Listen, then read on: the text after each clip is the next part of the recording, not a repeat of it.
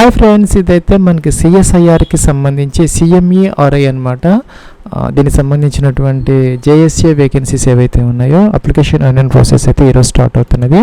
14 ఫిబ్రవరి 2025, ఇంకా 16 మార్చి 2025 last date అనమాట. Friends, ఇదైతే మనకి అఫీషియల్ అడ్వర్టైజ్మెంట్ అనమాట. Central mechanical engineering research institute Durgapur అంటే మనకి వెస్ట్ బెంగాల్ స్టేట్లో అయితే ఉన్నదనమాట. దీనికి సంబంధించి మనకి జూనియర్ సెక్రటేరియట్ అసిస్టెంట్ జేఎస్ఏ అంటారు.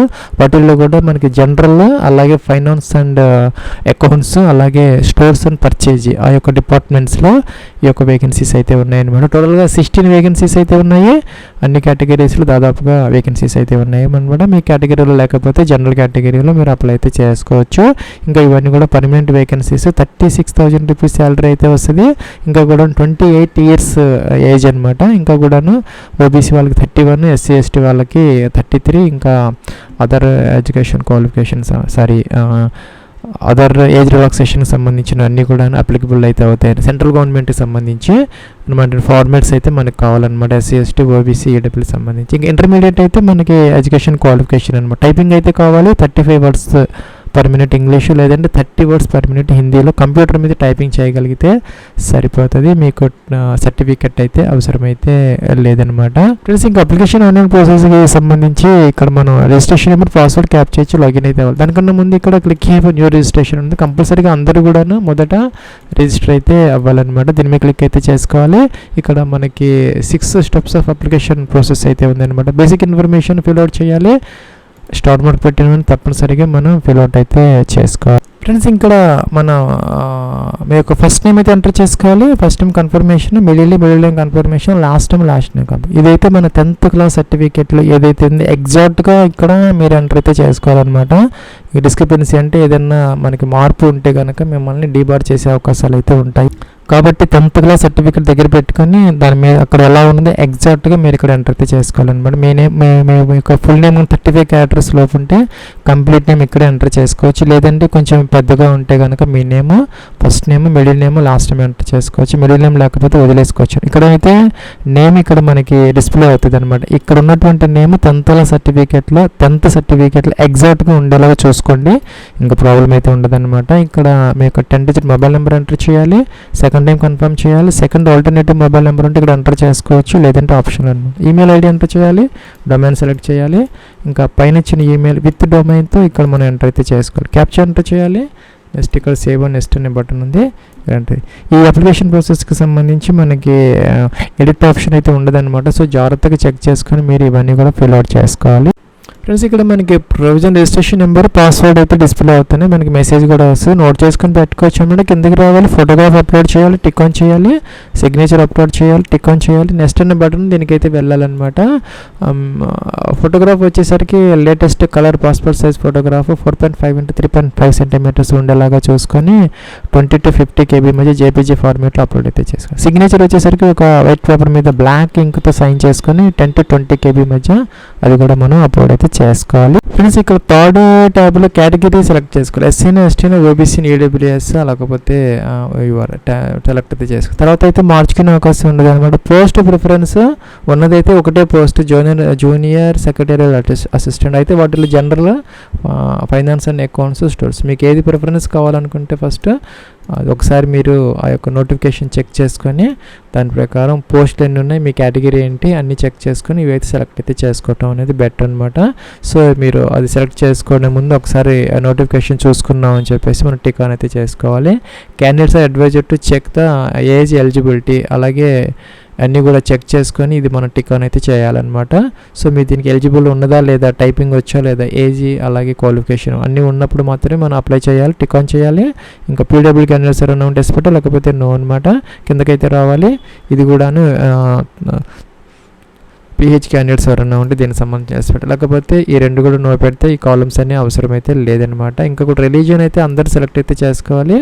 దీని నుంచి ఇంకా కూడాను ఇక్కడ హిందూ పెడితే నో పెట్టాలి. అదర్స్ వాళ్ళు అయితే కనుక హిందూ కాకుండా నాన్ హిందూస్ అయితే ఎస్ పెట్టాలన్నమాట.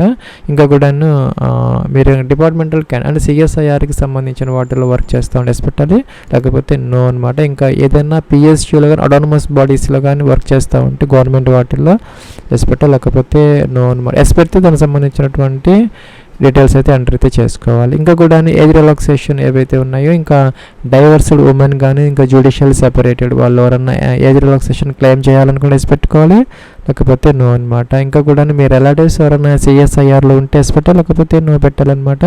ఎస్ పెడితే కనుక దానికి సంబంధించిన డీటెయిల్స్ వాళ్ళు ఏ ల్యాబ్లో వర్క్ చేస్తున్నారో అవన్నీ మెన్షన్ చేయాలి. ఇంకా ఎక్స్ సర్వీస్ మ్యాన్ అయితే ఎస్ పెట్టాలి, లేకపోతే నో అనమాట. ఇంకా డిజబుల్ డిఫెన్స్ పర్సన్ ఎవరైనా ఉంటే వాళ్ళైతే ఎస్ పెట్టుకోవాలి, ఇంకా అదర్స్ అయితే నో పెట్టాలన్నమాట. ఇంకా కూడా నేషనాలిటీ ఇండియన్ సిటిజన్స్ అందరూ కూడా దీనికి ఎలిజిబుల్ అయితే అవుతారనమాట. అంటే అక్రాస్ ఇండియా ఎవరైనా అప్లై చేసుకోవచ్చు, సెంట్రల్ గవర్నమెంట్ కాబట్టి. మీడియం ఆఫ్ టైపింగ్ అనమాట, మీరు టైపింగ్ దేంట్లో చేయగలరు, హిందీనో ఇంగ్లీషా టైపింగ్. ఇది కూడా సెంటర్ ఆఫ్ ఎగ్జామినేషన్ అనమాట. ఇక్కడ కోల్కతా ఒక్కటే ఉన్నది, ఇంకా రెండో ఆప్షన్ లేదనమాట. సో డేట్ ఆఫ్ బర్త్ కోసం క్యాలెండర్ ఇచ్చారు. దీని ప్రకారం మీకు ఆ యొక్క ఏజ్ క్వాలిఫికేషన్ అనేది మీరు జాగ్రత్తగా చెక్ చేసుకోవాలన్నమాట. అలాగే జెండర్ మేల్ ఫీమేల్ మీరు కనుక ట్విన్ బ్రదర్ సిస్టర్స్ అయితే వేసి పెట్టాలి. కౌనలో వాళ్ళు పెడితే కనుక మేల్ ఫీమేల్ వాళ్ళ నేమ్స్ అయితే ఎంటర్ చేసుకో. నో పెడితే అవసరం లేదనమాట. ఇంకా మ్యారిటల్ స్టేటస్ మీరు అన్మ్యారీడా, మ్యారీడా, విడోరా, డైవర్స్డ్, జ్యుడిషియల్ సెపరేటెడ్. మీకు ఫాదర్స్ నేమ్ ఎంటర్ చేయాలి, మీకు mother's name, address for communication, door number, flat నెంబర్తో సహా కంప్లీట్ అడ్రస్, డిస్ట్రిక్ట్, స్టేట్, మీ అడ్రస్లో నుంచి పిన్ కోడ్ కూడా ఎంటర్ చేసుకోవాలి. ఇంకా కూడా పర్మనెంట్ అడ్రస్ ఇది కనుక సేమ్ అయితే టిక్ ఆన్ చేస్తే ఈ కాలమ్స్ అన్నీ ఆటోమేటిక్గా ఫిల్ అవుట్ అవుతాయి అనమాట. లేదంటే ఇవి కూడా మీరు each and every column enter అయితే చేసుకోవాలి. ఫీజు ఉన్న వాళ్ళకి ఫీజు అయితే పే చేసుకోవాలి, 500 రూపీస్ అనమాట. లాస్ట్ స్టెప్లో మీరు ఫీజు అయితే పే చేసుకోవచ్చు. ఫ్రెండ్స్ మనకి SC ST PWD candidates, women candidates అంటే all women candidates, SC ST ఇంకా ఎక్స్ సర్వీస్ మెన్ వీళ్ళందరికీ ఫీజు అయితే లేదనమాట. General candidates, male candidates, UR, OBC, EWS candidates 500 rupees pay చేస్తే సరిపోతుంది లాస్ట్ స్టెప్లో. ఫ్రెండ్స్ మనకి ఎడ్యుకేషన్ క్వాలిఫికేషన్లో 16 మార్చి 2025కి మీకు ఇంటర్మీడియట్ అయితే కావాలన్నమాట. 10th ఇంటర్మీడియట్ కంపల్సరీగా మీరు ఫిల్ అవుట్ చేసుకోవాలి. 10th క్లాస్ ఎప్పుడు పాస్ అయ్యారు, మంత్, ఇయర్ ఇదనమాట. ఆ పర్సంటేజ్ ఎంత వచ్చింది, ఫస్ట్ క్లాసా సెకండ్ క్లాసా. ఇంటర్మీడియట్కి సంబంధించి ఆర్ట్సా, కామర్సా, సైన్సా, మీరు ఏ బ్రాంచ్లో చదువుకున్నారు సెలెక్ట్ అయితే చేసుకోవాలి. ఎప్పుడు పాస్ అయ్యారు, ఏ సంవత్సరం, ఏ మంత్. అలాగే ఇంటర్మీడియట్ ఎంత పర్సెంటేజ్ వచ్చింది, ఫస్ట్ క్లాసా సెకండ్ క్లాసా.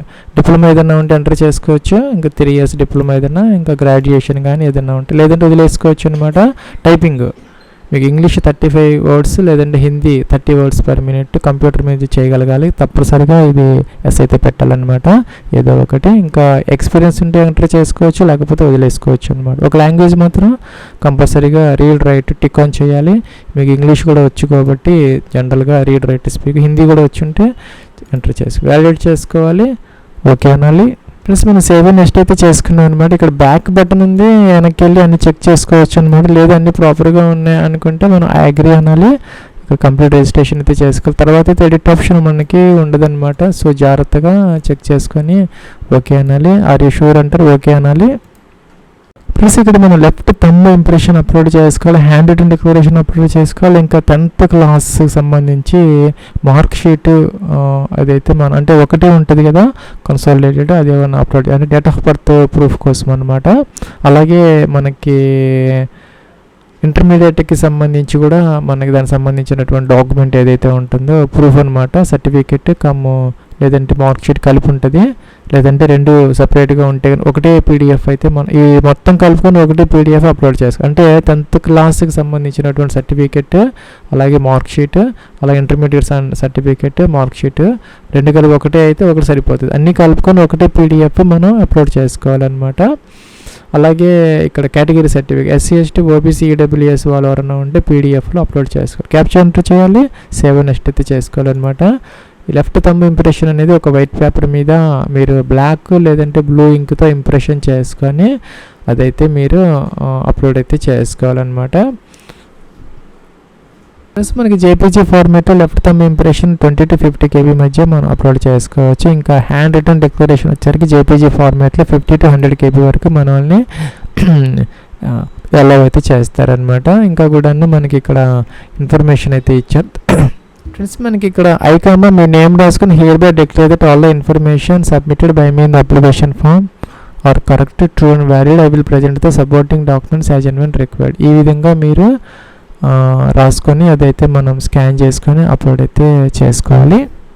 ఇదైతే మన బ్లాక్ ఇంక్తో మనం రాసుకొని అప్లోడ్ అయితే చేసుకోవాలన్నమాట. ఫ్రెండ్స్ ఇక్కడ హ్యాండ్ రిటన్ డిక్లరేషన్, ఇది ఇక్కడ ఐకాన్ మీ నేమ్ రాసుకుని ఈ మ్యాటర్ రాసిన తర్వాత ఇక్కడ సిగ్నేచర్ ఆఫ్ ద అప్లికెంట్ అని చెప్పేసి మీరు సిగ్నేచర్ అయితే చేసుకొని స్కాన్ చేసుకొని అది 100 KB వరకు అప్లోడ్ అయితే చేయాలి. ఫ్రెండ్స్ ఫీజు ఉన్న వాళ్ళకి లాస్ట్లో ఫీజు అయితే పే చేసుకోవాలన్నమాట. SC ST PWD candidates, women candidates వీళ్ళందరికీ లేదనమాట. మేల్ క్యాండిడేట్స్ అలాగే మేల్లో కూడా UR OBC EWS వాళ్ళు మాత్రమే అక్కడ 500 రూపీస్ అయితే పే చేయాలి. క్యాప్చర్ ఎంటర్ చేయాలి, సబ్మిట్ అనాలి, ఓకే అనాలి.